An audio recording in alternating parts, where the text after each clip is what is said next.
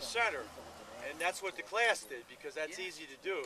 But you don't need to do that. There could be a lot of fruit in there. And what I showed Jim 3 years ago, and he's been doing it, is you leave some of this wood in here. If you've got a nice, weak, pencil-sized fruity shoot and it's open, that's going to make some nice fruit in there. So you don't have to clean out the middle. Capture that space for fruit. So when you've got some nice shoots that are spaced, that's real good.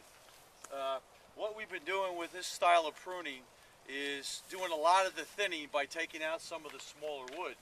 So what you see on the trees that Jim's done is basically we have all nice pencil-sized fruity shoots. A mature peach tree can have up to 30,000 flowers. It can only carry 300 to 500 fruit. Probably Massachusetts, you guys are more like 350, somewhere around that. That's the max the tree's going to mature. So if you take that down to where you only want 1, 2, or 3 shoots or peaches per shoot, you're going to be somewhere around 100 to 125 shoots per tree if you do the math. So we take out anything that's going to have a little shoot. It's not going to make a big peach. That's the bottom line. So I'm going to go in, I make my big cuts first, and then we come back with the hand clippers and we cut out the little stuff. So what I look like, he's got a nice structure in here already. I just like to open it up and make the big cuts first. What you really want to do is not have a lot of complexity with big wood coming off your scaffolds, because it really starts to shade out as the tree gets older.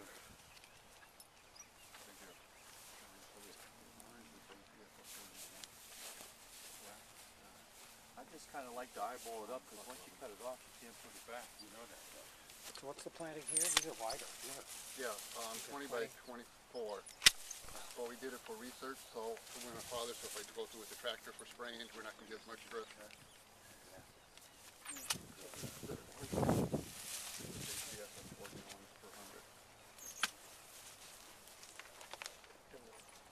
When I probably would have had that guy out last year if I was.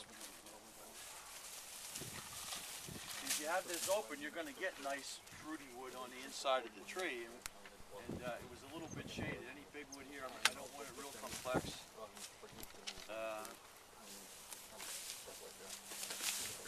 Joe, how old are these trees? You know? This is the fourth leaf. Fourth leaf? Yeah.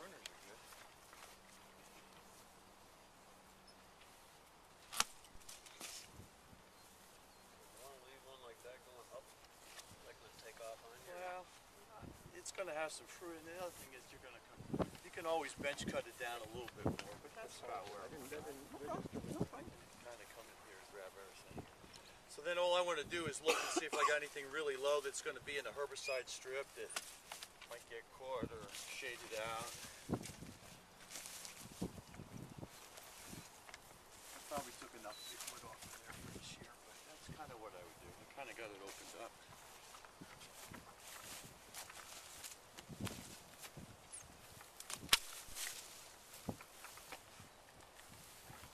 Then what we take a look at is, I broke that one, we'll take it off. We really can look at taking some of this low-hanging fruit. Anything that's hanging straight down isn't going to make a nice peach. And these little guys, they got 5 leaves on there. If we had to come back and hand thin, you got to knock all that off. So we're just going to come back with a hand pruners. You can do this now when you're pruning, or you can come back with a crew and do it in the summer. It's the same amount of time, and you'll get a lot nicer fruit if you take it off now and get your energy to fruit you want. And if you look at some of this wood, the reason it's real weak is we had a lot of shade on there. So as it was shaded, it didn't grow very good. So if we just come in and take out some of this little wood, you'll end up with a lot nicer peaches on the stuff that's left.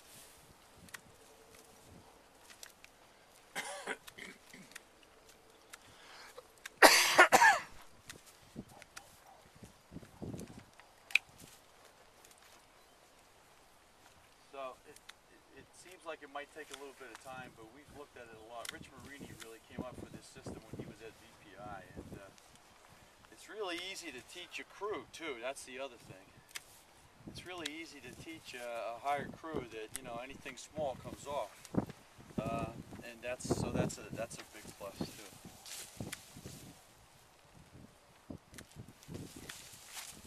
Take some of this small stuff off, like this guy here. that's never going to mature a nice peach, and there's 4 peaches on there. These low-hanging guys.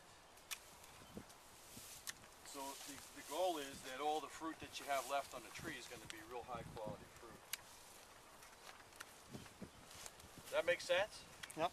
You guys, some of you guys have been doing this. How do you like it? The ones that have been doing it. Yeah. As long as you take steps, I mean, it works well if you go through first and do the big cuts, Well, and then have somebody, and then you can have somebody else come in. you can actually have a separate crew that's Right, got and even just a do little different cuts. eyeball. Right.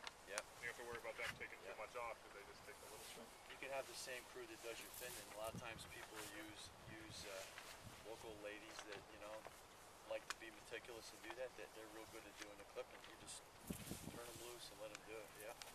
That's a good way. I like to do that. I just did that in an apple block. I had them go through, make 3 big cuts, and then they're gonna go back and touch up the stuff. So that's the system. It's not hard. You just maintain your scaffold structure, and if you get too much wood in there, you take some off.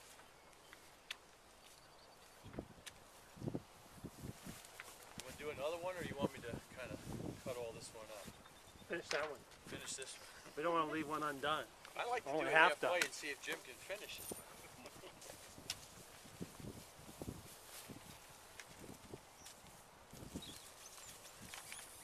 Wynn, do you regularly do any summer pruning? I used to do a lot more. I kind of find with this system you don't need as much. What I find, if I get something in here that I leave, like maybe if I left it, if it takes off on me, and starts to give me shade, I'll come in. The only reason I do it in the summer is just for shade. On the little guys, the ones we just did, the first 2 to 3 years, I'd always summer prune those. But once you get up to 4 or 5, I find that once you have this open, you pretty much got sun most of the year. So we That might, seemed like something like this would be causing you some problems. well, that probably would be it. So I might just take it off now. I mean, I'm like my growers now. I got 3 pieces of fruit. That's $2. So that's what happens when you start selling your fruit to keep your program alive. You start looking at it. But you're right. It's going to end up being shade, and then everything in here is going to be shaded, and I get poor quality wood the next year. So you're better off just taking it off.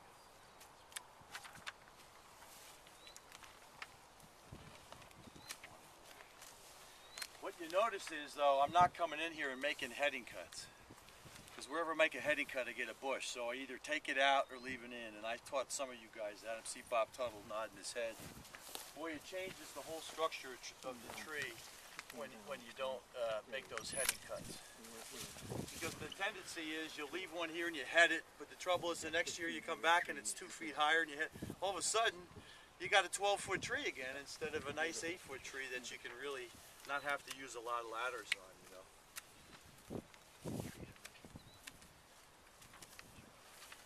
I'm just taking out some of these complex branches that have too much shade.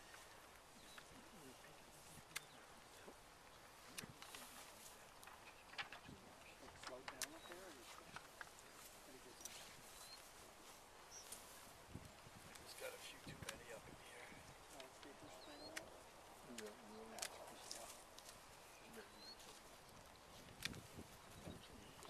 This is more peach pruning I've done all year, though.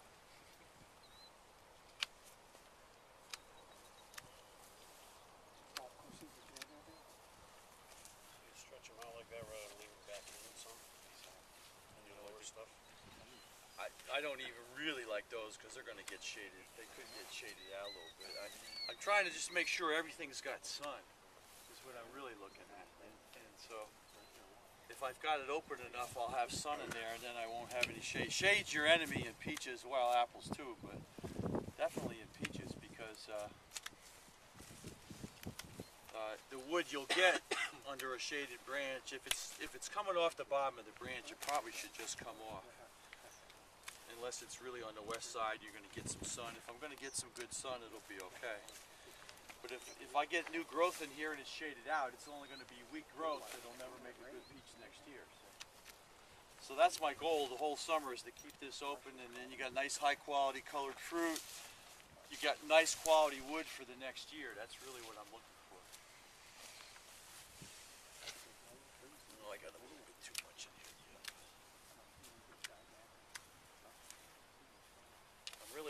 these kind of nice shoots where I'm going to leave 2-3 inches, and if I had that, I'd be happy all over. So that's almost it. I might just have a few too many in here yet. But.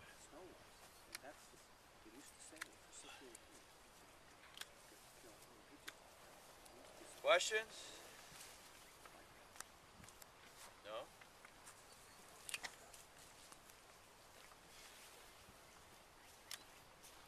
No comments from John's Peanut Gallery either. I can't believe it. It's getting hungry. He says time to eat it, but Cole keeps talking. We're not going to go eat. What happens if you leave this big piece in? And if there's suppressing and development off this area? Who shoots or not? This year, no, because I got it open in the middle here. So what I really would like is some shoots down in here. I think I'll get some. I think I'd rotate that out next year, maybe.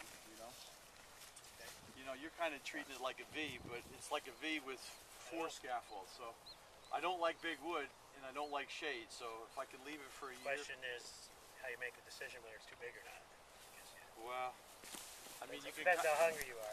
You can kind of use 2 to 1, and that's almost 2 to 1. But I also, it's not quite there on 2 to 1 if you did that. So if I took that out, there's nothing there this year. So What about this here? I kind of would. You're gonna get bigger pieces on there. Well, what I would do is I'd clean up this little stuff, and then